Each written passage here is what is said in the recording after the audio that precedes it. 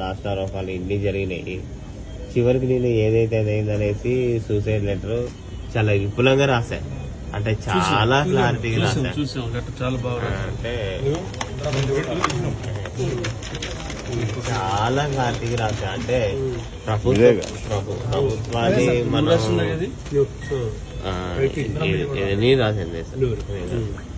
చాలా క్లారిటీగా రాశా. అంటే అటు గవర్నమెంట్ నుంచి దూషించొద్దు, మనం వ్యక్తిగతంగా ఉండొద్దు. మన అభిప్రాయాలు ఇప్పుడు గవర్నమెంట్ ఇచ్చిన మేనిఫెస్టో ఏంటో గవర్నమెంట్ కి తెలుసు. కానీ సరే నేను అనుకున్న ఒక సంవత్సరంలో 1,00,000 జాబులు రిలీజ్ చేయడం అనేది అది సంభవం. సరే కాకపోయినా సంవత్సరానికి ఒక 50,000 ఒక 20,000 ఇచ్చుకుంటూ వెళ్తే మనకి 4 సంవత్సరాలకు వెళ్ళేసరికి ఒక 3-4 జాబులైనా అయితే అనేది నా ఇంటెన్షన్ అనమాట. ఇప్పుడు మధ్యతరగతి వాళ్ళ కుటుంబంలో ఏముంటుంది సార్, ఒక గవర్నమెంట్ జాబ్ అంటే ఒక IAS లాగా. నేను ఎన్నో కుటుంబ పరిస్థితుల మధ్య మా అమ్మ కనీసం లేసి ఒక పని చేయదు, మానసిక వికలాంగురాలు, ఆమెను చూసుకోవడానికి ఒక మనిషి ఉండాలి. అలాంటి సిచ్యువేషన్ లో నేను ఉదయాన్నే లేచి నా పని నేను చేసుకుంటూ ఇటు చేసుకుంటూ జాబ్ చేసుకుంటూ టెంపరీగా అటు చదువుకుంటూ చాలా ఎఫర్ట్స్ ఇచ్చాను. కానీ చివరికి వచ్చేసరికి ఇప్పట్లో గ్రూప్స్ నోటిఫికేషన్ లేవు, మీరు ఎండిన దానికి తాగండి, అవసరమైతే మాకు సంబంధం లేదు. ఇట్లాంటి మాటలు అంటే ఆయనకి ఎవరు గైడెన్స్ ఇస్తున్నారు అనేది మనకు తెలియదులే. కానీ ఆయన మాట్లాడే ప్రతి మాట కూడా ఎట్లుందంటే వ్యతిరేకమే. అంటే ఇప్పుడు ఎవరు ఉద్యమాలు చేశారు సార్? అంటే నోటిఫికేషన్లు వద్దని ఎవరు ఉద్యమాలు చేశారు?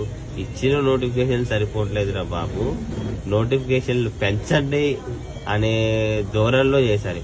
నిన్నగా మొన్న ఇచ్చిన నోటిఫికేషన్లో కూడా ఏంటి ఎస్ఐ కానిస్టేబుల్ నోటిఫికేషన్లు ఇచ్చారు. ఏ నిరుద్యోగులు అవి సంతృప్తి పరచలేదు. అది కూడా ఈ లెటర్లో రాశా, సంతృప్తి పరచలేదని.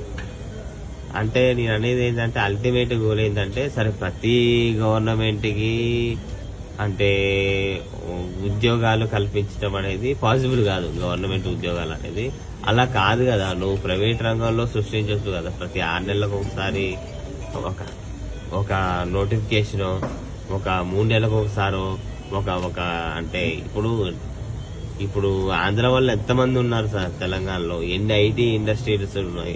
వాటిల్లో భాగంగా మనకి స్థానికత కోటాలో చూసుకుంటే ఇప్పుడు హైదరాబాద్ లో ఉన్న హబ్లలో ఎంతో మంది విదేశీయులు ఉన్నారు. విదేశీయులు అంటే విదేశీయులు కాదు, మన అదర్ స్టేట్ వాటిలో ఉన్నారు. అదేదో లోకల్ రిజర్వేషన్ 5% వాళ్ళకు కూడా ఇంప్లిమెంటేషన్ చేస్తే ఈ గొడవంత ఉండదు కదా. ఇంజనీర్లకి సరైన ఇంజనీర్ వ్యవస్థ లేదు. ఇంజనీరింగ్ చదువుకున్నోడు రేపు వెళ్ళి ఏం చేయాలన్నా వాడికి ఆ చదువు ఉపయోగపడట్లేదు. ఎందుకు ఆ ఎడ్యుకేషన్ సిస్టమ్ ఇవి చాలా దారుణంగా ఉన్నాయి. నేను ఇల్లు కోసం సార్, మా అమ్మ మెంటల్లీ హ్యాండిక్యాప్డ్, ఇల్లు కోసం నేను దరఖాస్తు పెట్టా. నీకెందుకు మీ అమ్మ ఖచ్చితంగా ఇల్లు ఇప్పిస్తా అన్నారు. ఫైనల్ లిస్ట్ లో ఇల్లు లేదు సార్. ఇల్లు లేకపోయేసరికి నేను MPDO ఆఫీస్కి వెళ్ళాను. కలెక్టరేట్ ఆఫీస్ కి 2 సార్లు గ్రీవెన్స్ లో పాల్గొన్నా. MRO దగ్గరికి వెళ్ళా, రీజనల్ నాయకుల దగ్గరికి వెళ్ళా, ఎటువంటి ప్రతిఫలం లేదు. సేమ్ అదే లిస్టు ఇచ్చి ఇంప్లిమెంటేషన్ చేశారు. కాంగ్రెస్ అనుకూలంగా ఉన్న వాళ్ళకే ఇచ్చారు. ఈ విషయంలో కూడా చాలా అవకతవకలు జరిగినాయి. చాలా అవకతవకలు జరిగినాయి అనమాట. 5 ఎకరాల భూమి ఉన్న వాళ్ళకి ఇచ్చారు. సరే దాని తర్వాత అసలుకి లేదు. మా నాన్న చూస్తే మా నాన్నకు షుగర్ సార్. మా నాన్న ఏది చూసారు కదా, మా అమ్మ టాయిలెట్ పోయినా ఏది పోయినా ఆయనే చూసుకునేది.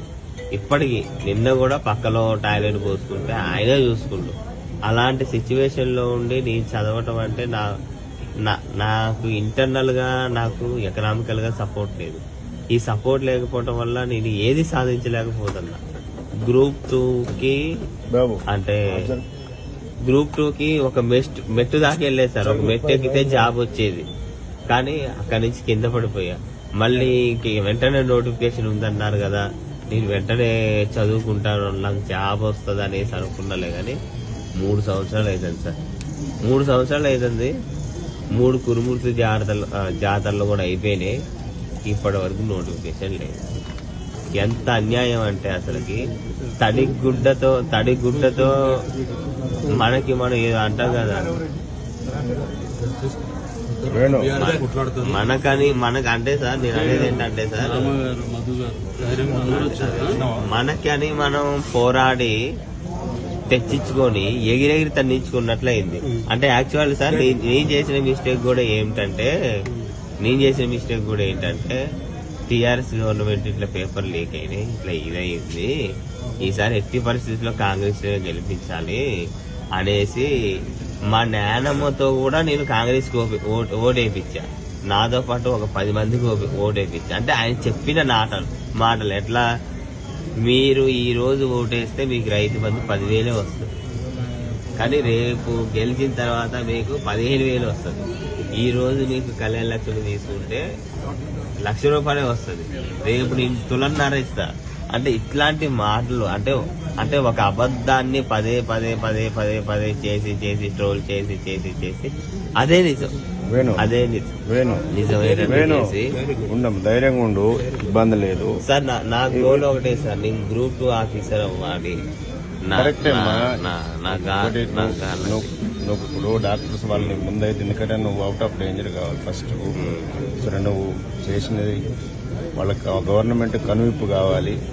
నేను ఇప్పుడు ఈ లెటర్ రాసింది కూడా గవర్నమెంట్ కే సార్. అందుకే గవర్నమెంట్ కి రాసా. గవర్నమెంట్ దృష్టికి వెళ్ళాలి, రాహుల్ గాంధీ దృష్టికి వెళ్ళాలి, అందరి దృష్టికి వెళ్ళాలి. ఆ లెటర్ అందరికి వెళ్ళాలి. ఆ రోజు యూత్ డిక్లరేషన్ చేసినప్పుడు వాళ్ళు వచ్చి ఏం మాట్లాడారు, అన్ని నేను చేసి పెడతా అనేసి వాగ్దానాలు చేసి చాలా చెప్పారు, చాలా అవన్నీ మేము నమ్మినాం సార్. ఇప్పుడు నువ్వు బెడ్ మీద ఉన్నా ఏమైనా ఆలోచించు. మాకు ఇప్పుడు నీకు జరగాల్సిన డ్యామేజ్ జరిగిపోయింది. ఓకే, ఎందుకనంటే ఇంకో విషయం ఏంటంటే సార్, నాకు మోరల్ సపోర్ట్ కావాలి సార్. చేస్తాం 100% ఉన్నావు. నువ్వు అధైర్యపడబాకు, నువ్వు అధైర్యపడబాకు. నాకు చదువుకోవడానికి మీరు హెల్ప్ చేస్తే చాలు. రైట్, నాకు చదువుకోవడానికి